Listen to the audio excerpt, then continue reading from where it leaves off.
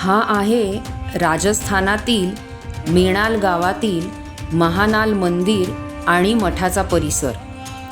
11व्या शतकात चाहमान शासनकर्त्यांच्या काळात बांधलेली ही मंदिरं भगवान शंकराला समर्पित केलेली आहेत। भूमिज शैलीत बांधलेल्या या मंदिर परिसरात श्री गणेश तसेच देवी गौरीला समर्पित केलेली मंदिरं देखील आहेत आणि एक शैव मठ पण आहे।